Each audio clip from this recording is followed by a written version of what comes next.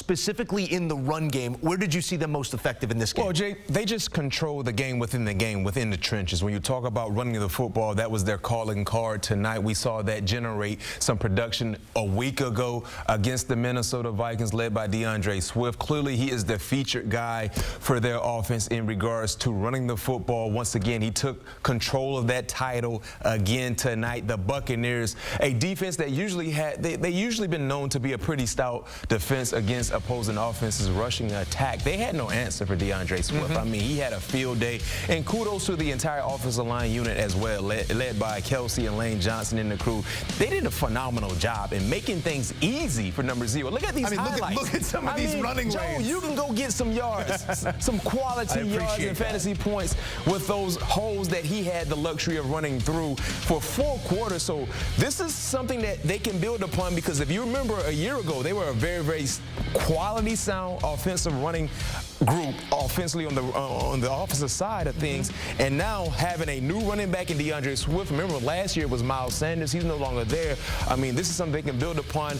And also, too, another bright spot, we started to see the connection with Jalen Hurts and A.J. Brown. That's where I want to go next. It's only a matter of time. They got things going. And okay, as a receiver, it's okay to have a little uproar every now and then on the sideline and say, hey, I'm still here. I still can give you some quality numbers, and he did so tonight. As you saw the numbers right there, Swift 305 rushing yards behind what many consider the best offensive line in the sport.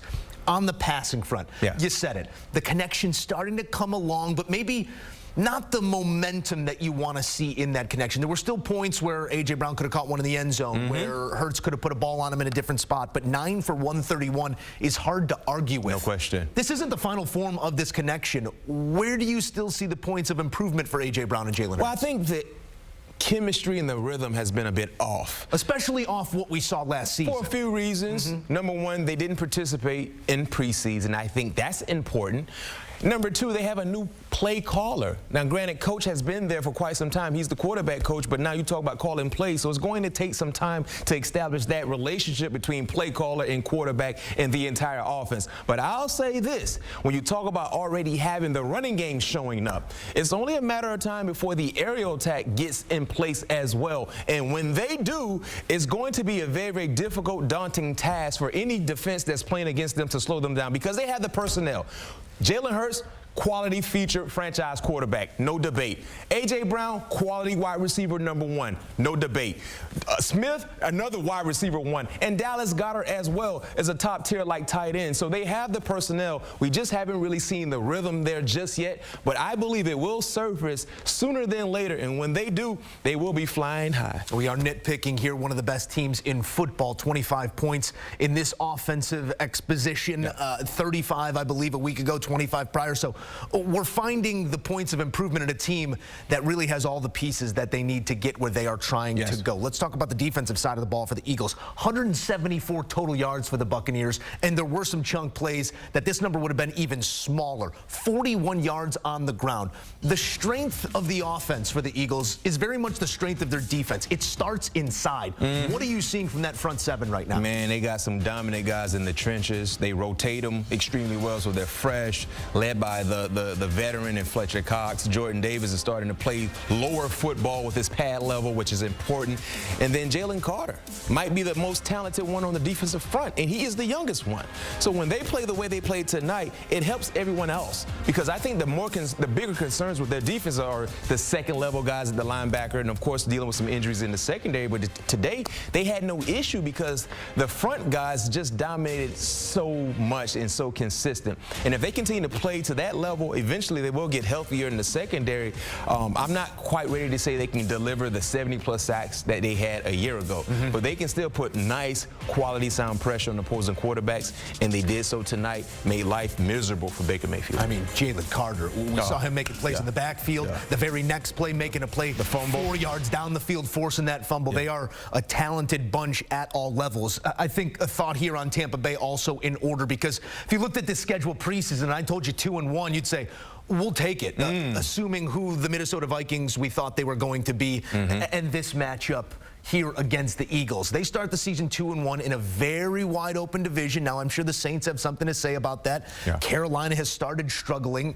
Moving forward off of this game, what are some of the coaching points? You've seen Baker Mayfield really lean on his top target and Mike Evans. That's where they're really most productive offensively. But you got to feel good at 2-1 coming out of this game despite your inefficiencies. You have to feel good at 2-1 because you would rather be 2-1 than 1-2 or 0-3.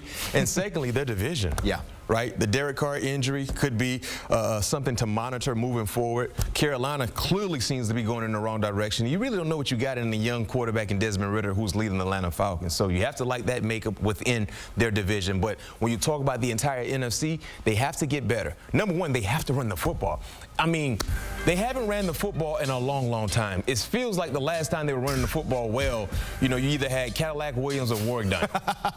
And the thing is, when you had Tom Brady, the inconsistencies in running the football was kind of swept under the rug because you had Tom Brady. And then eventually you got things going. Right now, they're not running the football at all. They can't win any battles in the trenches to open up running lanes for the running backs. Secondly, tonight, it seems like when Baker is not throwing the football to Mike Evans or Chris Godwin, he's not effective. So he has to find a way to equally distribute the football when his two top targets are not open. And that rattled him tonight when he had to try to throw the football elsewhere, and he was not connecting with those said pass catchers. So me personally, this is a team that didn't put forth their best effort. Defensively, the biggest surprise for me, they couldn't stop. I really felt like they can slow them down better than what Minnesota could not do last week. DeAndre Swift, if they just wanted to run the football against Tampa, they would have had success in running the football and probably winning this ball game without needing to throw the football. So those are my two concerns: running the football for Tampa, playing better against run offenses, and eventually finding other pass catchers that you can trust and rely on to make things happen for the quarterback in Baker Mayfield. Big one coming up in New Orleans against the Saints. We'll see what Carr's status is, but could miss some time due to that AC joint issue he's dealing with. Could mean a big win for Tampa Bay coming off of this loss. Final thought here. Let's include, I don't know, both of these teams, but it's a question about one of them, B-Mac. Did we watch the best team in the NFC tonight? No. I think we watched the second best team in the NFC in Philly. I still believe the San Francisco 49ers, I think they're the best team in totality. I think Philly will be better than what they have displayed in 3 weeks of play, and that could be a scary thing for the rest of the NFC because they haven't played their best football as a team, right? But they're getting better. But I think Philly's the second best team. I think Tampa, they're a team that's just better than everybody else around them in their division right now. In their division, you got Atlanta, Carolina, New Orleans. And who knows if Tampa is actually the best team, because, you know, New Orleans might have a thing to say about that and the same can be said for Atlanta. But you just need to be better than everybody else around you. That's not saying a lot when you have championship aspirations, but right now I think that's the best way to put it for Tampa, and Philly number 2 in the NFC. San Francisco and Philadelphia, man. Those are two complete football teams at each and every level. It's another win and a 3-0 start here for the Dirty Birds as they come away with one over the Tampa Bay Buccaneers. B-Mac, we thank you.